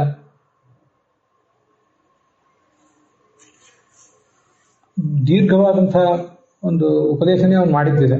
ಗುರುವಿನಲ್ಲಿ, ಹರಿಯಲ್ಲಿ, ಎಲ್ಲರಲ್ಲೂ ಕೂಡ ಭಕ್ತಿ ಮಾಡಬೇಕು. ಯಾವ ಭಕ್ತಿಯನ್ನು ಮನುಷ್ಯ ಮರೆಯಬಾರದು. ಇಲ್ಲೊಂದು ಶ್ಲೋಕ ನೋಡ್ರಿ. ಗುರುರ್ನ ಸಸ್ಯಾತ್ ಸ್ವಜನೋ ನ ಸಸ್ಯಾತ್ ಪಿತಾನ ಸಸ್ಯಾತ್ ಜನನೀ ನ ಸಾಸ್ಯಾತ್. ನಾವಿವತ್ತು ಸಂಸಾರದಲ್ಲಿ ಬಂದು ಬಿದ್ದಿದ್ದೀವಲ್ಲ, ಸಂಸಾರದಲ್ಲಿ ಬಂದು ಬಿದ್ದಂತಹ ನಮಗೆ ನಿವೃತ್ತಿಯ ಮಾರ್ಗವನ್ನು ತೋರಿಸ್ಬೇಕು. ತಂದೆಯಾದವನು ಮಗನಿಗೆ ತಾಯಿಯಾದವನು ತನ್ನ ಮಗನಿಗೆ, ಗುರು, ಬಂಧು ಯಾರೇ ಆದರೂ ಆಪತ್ಕಾಲದಲ್ಲಿದ್ದವರಿಗೆ ಧರ್ಮವನ್ನು ಬೋಧನೆ ಮಾಡಬೇಕು. ಆ ಧರ್ಮವನ್ನು ಬೋಧನೆ ಮಾಡದೆ ಹೋದ್ರೆ ಅಂತ ತಂದೆ ಎಂಥ ತಂದೆ, ತಾಯಿ ಎಂಥ ತಂದೆ, ಅವರಿಂದ ಏನು ಉಪಯೋಗ? ಆದ್ರಿಂದ ಗೃಹಸ್ಥಾಶ್ರಮ ಬೇಡ ಅಂತಲ್ಲ, ಗೃಹಸ್ಥಾಶ್ರಮ ಸ್ವೀಕಾರ ಮಾಡಿದ್ರು ಕೂಡ ಏನು ಧರ್ಮಾಚರಣೆ ಆಗಬೇಕೋ ಆ ಧರ್ಮಾಚರಣೆಯನ್ನ ಮಾಡಲೇಬೇಕು. ಅದನ್ನು ಗುರು ಹಿರಿಯರಾದವರು ತಮ್ಮ ಮಕ್ಕಳಿಗೆ ಮಾಡಿಸಲೇಬೇಕು ಅಂತ ಅವನು ತನ್ನ ಮಕ್ಕಳಿಗೆಲ್ಲ ಉಪದೇಶ ಮಾಡಿದ. ಮುಂದೆ ಒಂದು ಕಾಲದಲ್ಲಿ ಅದನ್ನೆಲ್ಲ ಬಿಟ್ಟ, ಸಾಮ್ರಾಜ್ಯವನ್ನೆಲ್ಲ ಬಿಟ್ಟ. ಒಬ್ಬ ಪರಮ ಭಗವದ್ಭಕ್ತ ಭರತ ಅಂತಿದ್ದ, ಅವನ ಮಗ ಒಬ್ಬ. ಆ ಭರತನಿಗೆ ತನ್ನ ಸಾಮ್ರಾಜ್ಯವನ್ನೆಲ್ಲ ಒಪ್ಪಿಸಿದ. ಅದನ್ನು ಒಪ್ಪಿಸಿ ತಾನು ಇನ್ನ ದೇಶ ಸಂಚಾರ ಮಾಡ್ತೇನೆ, ವಾನಪ್ರಸ್ಥಾಶ್ರಮ ಸ್ವೀಕಾರ ಮಾಡ್ತೇನೆ ಅಂತ ಹೊರಟುಬಿಟ್ಟ. ಎಲ್ಲ ಇದ್ದ ಬಂಗಾರ, ತನ್ನ ಸಂಪತ್ತು ಎಲ್ಲನೂ ಬಿಟ್ಟು ಹೊರಗೆ ಹೊರಟೋದ. ಹೇಗೆ ಹೊರಟ ಅಂದ್ರೆ ದಿಗಂಬರನಾಗಿದ್ದು ಬಿಟ್ಟಿದ್ದ. ದಿಗಂಬರನಾಗಿದ್ದ, ತಲೆ ಕೂದಲು ಕೆದರ್ಕೊಂಡಿದ್ದ, ಹುಚ್ಚನಂತೆ ಕಾಣಿಸ್ತಾ ಇದ್ದ. ಸನ್ಯಾಸಿ ಆಗಿಬಿಟ್ಟ. ನೋಡ್ಲಿಕ್ಕೆ ಮೂರ್ಖರಂತೆ, ಕಿವುಡನಂತೆ, ಕುರುಡನಂತೆ, ಏನೋ ಪಿಶಾಚಿ ಹೊಕ್ಕಿದೇನೋ ಇವನ್ ಮೈಯಲ್ಲಿ ಅಂತ ಕಾಣಬೇಕು ಜನರಿಗೆ. ಆ ಥರ ಓಡಾಡ್ತಿದ್ದ, ಅಲ್ಲಿ ಇಲ್ಲಿ ಸಂಚಾರ ಮಾಡ್ತಿದ್ದ. ಅವನಿಗೆ ಜನ ತುಂಬಾ ಅವಮಾನ ಮಾಡಿದರು. ಹುಚ್ಚನಂತೆ ಜನರಿಗೆ, ಹುಚ್ಚರು ಜನಸಾಮಾನ್ಯರೆಲ್ಲ ಹುಚ್ಚರೇ ಇರ್ತಾರೆ. ಅವರಿಗೆ ಇಂಥ ದೊಡ್ಡ ದೊಡ್ಡ ಸನ್ಯಾಸಿಗಳು ಬೈರಾಗಿಗಳು ಕಂಡ್ರೆ ಅವರು ಹುಚ್ಚರಂತಲೇ ಕಾಣಿಸ್ತಾರೆ. ಅವ್ರ ಒಳಗಿನ ಸತ್ವ ಇವರಿಗೆ ಗೊತ್ತಾಗೋದು. ಎಲ್ಲೆಲ್ಲೋ ಹೋಗ್ತಿದ್ದ, ಅಂಗಡಿಗಳು, ಸೈನಿಕರಿರುವ ಶಿಬಿರ, ಬೆಸ್ತರ ಹಳ್ಳಿಗಳು, ಗೊಲ್ಲರ ಹಳ್ಳಿ, ಎಲ್ಲೆಲ್ಲಿ ಹೋದ್ರೂ ಜನ ಅವನಿಗೆ ಹೆದರಿಸಿ ಪ್ರಯತ್ನ ಪಡ್ತಿದ್ರು. ಮೈ ಮೇಲೆ ಕಲ್ಲು ಹಾಕ್ತಿದ್ರು, ಹೊಲಸು ಅವನ ಮೇಲೆ ಎರಚಿತಿದ್ರು, ಧೂಳು ಅರಚಿತಿದ್ರು. ಇವನು ಮಾತ್ರ ಯಾವುದನ್ನು ಅದನ್ನು ಲೆಕ್ಕಕ್ಕೆ ತಗೊಳ್ಳಿಲ್ಲ. ಪರಮಹಂಸ ಸನ್ಯಾಸಿ ಆದವನು ಹೇಗೆ ಬದುಕಬೇಕು ಅಂತ ಅಷ್ಟು ದೃಢವಾದ ಮನಸ್ಸಿನಿಂದ ಅದನ್ನೆಲ್ಲ ತೋರಿಸಿ. ಅದ್ಭುತವಾದ ಸೌಂದರ್ಯ ಇತ್ತು. ಅವನನ್ನ ಜನ ಅವನಿಗೆ ಮುಚ್ಚಿ ತೊಂದರೆ ಕೊಟ್ರೆ ಅದು ಹೇಗಿತ್ತಂದ್ರೆ, ಒಂದು ಆನೆಗೆ ನೊಣಗಳು ತೊಂದರೆ ಕೊಡ್ಲಿಕ್ಕೆ ಬರುವಂತೆ ಇತ್ತು. ಸರಿ, ಆನೆಗಳಿಗೆ ನೊಣಗಳು ತೊಂದರೆ ಕೊಟ್ಟಿರೋದ್ರೆ ಆಗ್ತದೇನು? ಆನೆಗೆ ಏನೂ ಆಗೋದಿಲ್ಲ. ಹಾಗೆ ಇವೊಂದು ಇತ್ತು. ಒಂದು ಅಜಗರ ವ್ರತ ಅಂತ ಒಂದು ವ್ರತ ಕೈಗೊಂಡಂತ. ಅದೇನು ಅಜಗರ ವ್ರತ ಅಂದ್ರೆ, ಜ್ಞಾನಿಯಾದವನು ಹೇಗಿರ್ತಾನೆ ಅಂತದನ್ನೇ ನೋಡ್ಬೇಕು ನಾವು. ಅಜಗರ ಅಂದ್ರೆ ಹೆಬ್ಬಾವು ಸಂಸ್ಕೃತದಲ್ಲಿ. ಉಳಿದ ಹಾವುಗಳು, ನಾಗರ ಹಾವು, ಕೆರೆ ಹಾವು, ಅವೆಲ್ಲ ಬೇಟೆ ಆಡ್ಲಿಕ್ಕಿಂತ ಅಲ್ಲಿ ಸಂಚಾರ ಮಾಡ್ತಿರ್ತಾವೆ ಚುರುಕಾಗಿ. ಹೆಬ್ಬಾವು ಬಹಳ ಸಂಚಾರ ಮಾಡೋದಿಲ್ಲ, ತಾನು ಒಂದೇ ಕಡೆ ಬಿದ್ದಿರ್ತದೆ. ಅಲ್ಲಿ ಏನು ಸಿಗ್ತದೋ ಅದನ್ನೇ ತಿಂತದೆ. ಇವನು ಒಂದ್ ಕಡೆ ಬಿದ್ದಿರ್ತಾನೆ, ತಿಂತಾನೆ, ಮಲಮೂತ್ರ ವಿಸರ್ಜನೆ ಮಾಡ್ತಾನೆ, ಅಲ್ಲೇ ಹೊರಗಾಡ್ತಾನೆ. ಮೈಗೆ ಹತ್ತಿದ ಮಲ ಎಲ್ಲ ಅಲ್ಲೇ ಬೆಳ್ಕೋತಿದ್ದ ಮೈಗೆ. ನೋಡ್ಲಿಕ್ಕೆ ಇವನು ನೋಡಿದ್ರು ತೀರಾ ಹುಚ್ಚ ಅನಿಸ್ಬೇಕು ಮನುಷ್ಯರಿಗೆ. ಆದ್ರೆ ಅದೊಂದು ಅವನ ಪ್ರಭಾವ ಎಂತಾದಿತ್ತು ಅಂದ್ರೆ, ಅವನ ಮೈಯಿಂದ ಹೊರಟ ಮಲನೂ ಕೂಡ ಸುಗಂಧ ಭರಿತವಾಗಿತ್ತು. ಸುತ್ತಮುತ್ತಲಿನ 10 ಯೋಜನ ಅಂದ್ರೆ ಸುಮಾರು 50-60 ಕಿಲೋಮೀಟರ್ ಸುತ್ತಳತೆಗೆ ಸುಗಂಧ ಪಸರಿಸ್ತಿತ್ತಂತೆ. ಕೆಲವು ಸರಿ ಜಿಂಕೆಯಂತೆ, ಕೆಲವು ಸರಿ ಯಾವುದೋ ಎತ್ತಿನಂತೆ, ಕಾಗೆಯಂತೆ, ಹೇಗೆಗೂ ಬದುಕ್ತಿದ್ದ. ತುಂಬಾ ವಿಚಿತ್ರವಾಗಿದ್ದ. ಬೇಕಾದಷ್ಟು ಸಿದ್ಧಿಗಳು, ಪವಾಡಗಳನ್ನೆಲ್ಲ ಮಾಡಿಸುವ ಶಕ್ತಿ ಇತ್ತು ಅವನಿಗೆ. ಆದ್ರೆ ಅದು ಯಾವುದನ್ನು ಕೂಡ ಅವನು ಮಾಡಲಿಲ್ಲ, ವಿರಕ್ತನಾಗಿ ಬದುಕಿದ. ಯೋಗಿಯಾದವನು ಪವಾಡಗಳನ್ನ ಇತ್ಯಾದಿಗಳನ್ನು ಮಾಡಿ ಜನರನ್ನ ತನ್ನ ಹತ್ರ ಅವನು ಸೆಳೆದುಕೊಂಡು ಇದನ್ನ ಮಾಡಬಾರದು ಅಂತ ಅವನು ಅಭಿಪ್ರಾಯ ಪಡ್ತಿದ್ದ. ಅದನ್ನ ಸಾಧಾರಣ ಯೋಗಿಗಳಿಗೆಲ್ಲ ತೋರಿಸಿದ. ಏಕದಾತು ಕಾಂಕಟ ಕರ್ನಾಟಕಾತ್ ದಕ್ಷಿಣ ಕರ್ನಾಟಕಾನ್ ದೇಶಾನ್ ಎದೃಚ್ಛಯ ಉಪಗತಃ ಕುಟಾಚಲೋಪವನೇ. ಅಲ್ಲಿ ಸಂಚಾರ ಮಾಡ್ತಾ ನಮ್ಮ ಕರ್ನಾಟಕಕ್ಕೆ ಬಂದ. ಅದರಲ್ಲೂ ದಕ್ಷಿಣ ಭಾಗದ ಕರ್ನಾಟಕಕ್ಕೆ ಹೋದ. ಅಲ್ಲಿ ಕೊಡಚಾದ್ರಿ ಅಂತ ಇದೆ, ಆ ಕೊಡಚಾದ್ರಿಗೆ ಹೋದ. ಅಲ್ಲಿ ಮೌನವಾಗಿರ್ಬೇಕು ಅಂತ ಅವನದೊಂದು ಆಲೋಚನೆ. ಹೇಗಿದ್ದ ಅಂತಂದ್ರೆ, ಜನ ಕೆಲವು ಸರಿ ಮಾತಾಡಿಸ್ತಾರೆ. ಜನ ಮಾತಾಡಿಸ್ತಾರೆ ಅಂತ ಹೇಳಿ ಬಾಯಿಯೊಳಗೆ ಕಲ್ಲು ಹಾಕೊಂಡು ಕೂತು ಬಿಟ್ಟಿರ್ತಿದ್ದ. ಮಾತಾಡ್ಲಿಕ್ಕೆ ಹೋದ್ರೆ ಮಾತೇ ಬರೋದಿಲ್ಲ, ಬಾಯಿ ಇಡೀ ತುಂಬ ಕಲ್ಲು ಹಾಕೊಂಡಿದ್ರೆ. ನಾವು ಊಟ ಮಾಡ್ತಾ ಕೂತಿದ್ದಾಗ ಬಾಯಿ ತುಂಬಿದ್ರೆ ಮಾತಾಡ್ಲಿಕ್ಕೆ ಬರೋದಿಲ್ಲ. ಹಾಗೆ ತಲೆ ಕೂದಲು ಕೆದರ್ಕೊಂಡು ಸಂಚಾರ ಮಾಡಿದ. ನಾನು ಒಬ್ರು ಜ್ಯೇಷ್ಠ ವಿದ್ವಾಂಸರನ್ನು ನೋಡಿದ್ದೆ, ಹಿರಿಯ ವಿದ್ವಾಂಸರೊಬ್ಬರು. ಅವರು ಮೊದಲು ಒಂದು ಸಂಸ್ಕೃತ ಕಾಲೇಜಿನಲ್ಲಿ ವಿದ್ವಾಂಸರಾಗಿದ್ದು ನಿವೃತ್ತರಾದವರು. ಮುಂದೆ ಅವರ ಪತ್ನಿ ತೀರ್ಕೊಂಡ ಮೇಲೆ ಇವರು ಎಲ್ಲಿಯೂ ಯಾರಿಗೂ ಭೇಟಿಗೆ ಹೋಗೋದಿಲ್ಲ. ಯಾವ ಸ್ವಾಮಿಗಳ ಭೇಟಿಯೂ ಬೇಡ, ಯಾವ ದೇವಸ್ಥಾನದ ಭೇಟಿಯೂ ಬೇಡ, ಯಾರಾದರೂ ₹1 ದಕ್ಷಿಣೆ ಕೊಟ್ಟರೆ ಅದೂ ಬೇಡ. ತನ್ನ ಅಡಿಗೆ ತಾನೇ ಮಾಡ್ಕೊಳ್ಳೋದು. ಸೊಸೆ ಇದ್ಲು, ಅದನ್ನು ಅವ್ರ ಸೊಸೆ ಕೈಯಿಂದ ಊಟ ಮಾಡ್ತಿರ್ಲಿಲ್ಲ. ಅಷ್ಟು ವಿರಕ್ತರಾಗಿ ಬದುಕಿದ್ರು. ಕೆಲವು ಸಲ ಸಾಕಾಗಿ ಅಲ್ಲಿ ಮನೆ ಕಾಂಪೌಂಡ್ನಲ್ಲಿ ಸಂಚಾರ ಮಾಡ್ತಿದ್ರು. ತಲೆ ಕೆಳಗೆ ಹಿಂಗೆ ಮಾಡ್ಕೊಂಡು ಓಡಾಡ್ತಿದ್ರು. ಅವ್ರು ನನಗೆ ನಾನು ಅವ್ರು ಭೇಟಿ ಮಾಡ್ಲಿಕ್ಕೆ ಹೋದಾಗ ಅವ್ರು ಹೇಳಿದ್ರು. ಯಾಕೆ ಅಂತ ಕೇಳಿದ್ರೆ ಸ್ವಲ್ಪ ತಲೆ ಎತ್ತಿದ್ರು ಆ ಕಡೆ ಈ ಕಡೆ ಇದ್ದವರು. ಹೇಗಿದ್ದೀರಿ, ಊಟ ಆಯ್ತಾ, ಸಾಯಂಕಾಲದ ಉಪಾಹಾರ ಆಯ್ತಾ, ಪಾನೀಯ ಆಯ್ತಾ, ಸೊಸೆ ಹೇಗಿದ್ದಾಳೆ, ಮಗ ಹೇಗಿದ್ದಾನೆ, ನಿಮ್ಮ ಆರೋಗ್ಯ ಹೇಗಿದೆ, ಮಾತುಕತೆ ಪ್ರಾರಂಭ. ಅವ್ರಿಗೆ ಅದರಿಂದ ಏನೂ ಆಗಬೇಕಾಗಿಲ್ಲ. ದಿವಸಕ್ಕೆ 10-12 ತಾಸು ಜಪ ತಪ ಇದರಲ್ಲೇ ಮುಳುಗಿರ್ತದೆ. ಬೇರೆ ಯಾವ್ದಾದ್ರು ಪ್ರದೇಶಕ್ಕೆ ಬರ್ತೀರಾ ಅಂತ ಕೇಳಿದೆ. ನಮ್ಮ ಊರಿಗೆ ಯಾವಾಗ ಕರ್ಕೊಂಡು ಹೋದ್ರು ಬರ್ತೀರಾ ಅಂತ. ಅವ್ರು ಕೇಳಿದ್ರೆ ಯಾಕೆ ಬರ್ಬೇಕು, ನಾನು ನಿಮ್ಮ ಊರಿಗೆ ಬಂದು ಏನು ಮಾಡ್ಬೇಕಾಗಿದೆ, ನೀವು ನಿನಗೇನು ಪ್ರವಚನ ಮಾಡ್ಬೇಕಾ, ಪಾಠ ಮಾಡ್ಬೇಕು, ನನಗೆ ಏನು ಮಾಡೋದನ್ನು ಆಸಕ್ತಿ ಇದೆ, ಎಲ್ಲ ಮಾಡಿ ಮುಗಿಸಿದ್ದೇನೆ, ಇನ್ನು ಭಗವಂತನ ಧ್ಯಾನದಲ್ಲಿ ಇದ್ದೇನೆ, ಪ್ರವಚನ ಮಾಡಬೇಕಾದ ಅಗತ್ಯವೂ ಇಲ್ಲ. ಉಡುಪಿ ಕ್ಷೇತ್ರಕ್ಕೆ ಹೋದ್ರೆ ಅಲ್ಲೂ ಹೋಗ್ಬೇಕಂತ ನನಗೆ ಅನ್ಸೋದಿಲ್ಲ. ಹೋದ್ರೆ ದೇವ್ರಿಗೆ ನಮಸ್ಕಾರ ಮಾಡಿ ಬಂದ್ಬಿಡ್ತೇನೆ. ಯಾರ್ಯಾರು ಸ್ವಾಮಿಗಳು ನನಗೇನು ಶಾಲು ಹೊಲಿಸಿ ಸನ್ಮಾನ ಮಾಡಿದ್ರೆ ಅದನ್ನು ಸ್ವೀಕಾರ ಮಾಡೋದು. ಸ್ವಯಂ ಪಾಕ, ನನ್ನ ಅಡಿಗೆ ನಾನೇ ಊಟ ಮಾಡೋದು ಅಂತ ಅಷ್ಟು ಕಟ್ಟುನಿಟ್ಟಾಗಿ ಬದುಕಿದವರು. ಇಂಥ ಕೆಲವು ಸನ್ಯಾಸಿಗಳು ಮುಸಲ್ಮಾನ್ ಧರ್ಮದಲ್ಲಿ, ಕ್ರೈಸ್ತ ಧರ್ಮದಲ್ಲಿ ಕೂಡ ಇದ್ರು ಅಂತ ಅನ್ನೋದ್ರಲ್ಲ ಬೇರೆ ಬೇರೆ ಕಡೆ ನಾನು ಓದಿದ್ದೇನೆ. ಬೇರೆ ಬೇರೆ ಮತದ ಗ್ರಂಥಗಳನ್ನು ಓದಿದಾಗ ಮೈಗೆಲ್ಲ ಹಗ್ಗ ಬಿಗಿದ್ಕೊಂಡು ಕುತ್ಕೊಂಡ್ಬಿಡೋದು, ಚಲನೆನೇ ಇರಬಾರ್ದು. ಆಳವಾದ ಪ್ರದೇಶದಲ್ಲಿ ಬಿದ್ದಿರೋರು, ಸರಿಯಾದ ಬೆಳಕು ಗಾಳಿ ಇಲ್ಲದಿರೋ ಪರಿಸರದಲ್ಲಿ ಕೂತು ಬಿಡೋರು, ಯಾರೂ ಜನ ಬಂದು ಭೇಟಿ ಮಾಡಬಾರ್ದು. ಇಲ್ಲೇ ಬಾಗಲಕೋಟೆ ಇತ್ಯಾದಿ ಕೆಲವು ಪ್ರದೇಶಗಳಲ್ಲಿ ಸಂತರು ಮೊದಲಾದವರು ಬನ್ನಿ ಅಂತ ಕರೆದ್ರೆ ಆ ಬಂದವ್ರನ್ನ ಬೈದು ಬಿಡೋದು. ಗೊತ್ತಿದೆ ನಿಮಗಿದೆಲ್ಲ, ಬೈದು ಓಡಿಸ್ಬಿಡೋದು. ಏನಾದ್ರು ಬೇಕಾದ್ರೆ ಅಂಗಡಿ ಕೈ ಹಾಕಿದ್ರೆ ಅಂಗಡಿಯವ್ರಿಗೆ ಅವ್ರ ಪರಮಾನಂದ, ನಮ್ಮ ಅಂಗಡಿಗೆ ಈ ಬೈರಾಗಿ ಕೈಯಲ್ಲಿ ಕೈ ಹಾಕಿದ್ರು ನಮಗೊಂದು ಲಾಭ ಅಂತ ಹೇಳಿ. ಯಾರು ಕರೆದ್ರೆ ಹೋಗೋರಲ್ಲ, ಇಂಥವರೆಲ್ಲ ಎಲ್ಲ ಕಡೆ ಇದ್ದೇ ಇರ್ತಾರೆ, ನಮಗೆ ಗೊತ್ತಾಗೋದಿಲ್ಲ ಅಷ್ಟೇ. ಅಂತೂ ತಲೆ ಕೂದಲು ಕೆದ್ಕೊಂಡು ಸಂಚಾರ ಮಾಡಿದ. ಒಂದು ದಿವಸ ದೊಡ್ಡ ಕಾಡ್ಗಿಚ್ಚು ಹತ್ತಿತು. ಕಾಡ್ಗಿಚ್ಚು ಹತ್ತಿದಾಗ ಆ ಕಾಡ್ಗಿಚ್ಚಿನೊಳಗೆ ಅವನು ಸುಟ್ಟು ಹೋಗಿಬಿಟ್ಟ. ಸುಟ್ಟು ಹೋದಂತೆ ತೋರಿಸಿಕೊಂಡ. ಇಂಥ ವಿಲಕ್ಷಣವಾದ ಆಚಾರ ವಿಚಾರ ತೋರಿಸಿದವನು. ಅವನನ್ನ ಕೆಲವು ತಪ್ಪು ತಿಳಿದವರಿದ್ರು, ಅದು ವಿಚಾರ ಬೇರೆ. ಆದರೆ ಅವನು ಮಾತ್ರ ನಿಜವಾದ ಬೈರಾಗಿ ಹೇಗಿರಬೇಕು ಅಂತ ಅನ್ನೋದನ್ನ ತೋರಿಸಿತ್ತು. ಗಾಯಂತಿ ಯತ್ರತ್ಯ ಜನಾ ಮುರಾರೇಹೇ ಕರ್ಮಾಣಿ ಭದ್ರಾಣಿ ಅವತಾರಯಂತಿ. ಕೆಲವರು ಅವನ ಈ ಕರ್ಮಗಳನ್ನು ನಿಂದನೆ ಮಾಡ್ತಾರೆ, ಕೆಲವರು ಪ್ರಶಂಸೆ ಮಾಡಿಯೂ ಮಾಡ್ತಾರೆ. ಎಲ್ಲ ಜಗತ್ತಿನಲ್ಲಿ ಇದ್ದೇ ಇರ್ತದೆ. ಪ್ರತಿಯೊಬ್ಬರಿಗೂ ನಮ್ಮಂಥ ಸಾಮಾನ್ಯರಿಗೂ ನಿಂದಕರು ಸಿಗ್ತಾರೆ, ಹೊಗಳುವವರು ಸಿಗ್ತಾರೆ, ಎಲ್ಲ ಸರಿ ಇದ್ದೇ ಇರ್ತದೆ. ಅಲ್ಲೇ ಕೊನೆಗೆ ಈ ಶ್ಲೋಕ ಬಂದದ್ದು.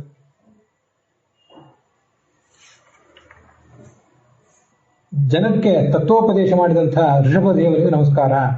ಲೋಕಸ್ಯ ಕರುಣೆಯ ಅಭಯಂ ಆತ್ಮಲೋಕಮಾಖ್ಯಾನ್ ನಮೋ ಭಗವತೆ ಋಷಭಾಯ ತಸ್ಮೈ ಅಂತ ಋಷಭ ನಾಮಕ ಭಗವಂತನ ಸ್ತೋತ್ರ ಬಂದಿರುವುದು ಇಲ್ಲೇನೆ.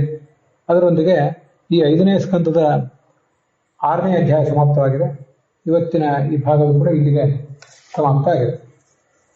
ಹುಸಿಯ ನಾಡಿ ಬಟ್ಟೆ ಹೊರೆವ ವಿಷಯದಲ್ಲಿ ದರ್ಶಕನಂತ ಹುಸಿಗೆ ಹಾಕಿದ್ರು ಎನ್ನು ಶ್ರೀಕೇಶನೇ. ಈಶನಿನ್ನ ಚರಣ ಭಜನೆ ಆಸೆಯಿಂದ ಮಾಡುವುದು, ದೋಷರಾಶಿ ನಾಶ ಮಾಡು ಶ್ರೀಶಕೇಶವ. ಶ್ರೀಕೃಷ್ಣಾರ್ಪಣ ವಸ್ತು.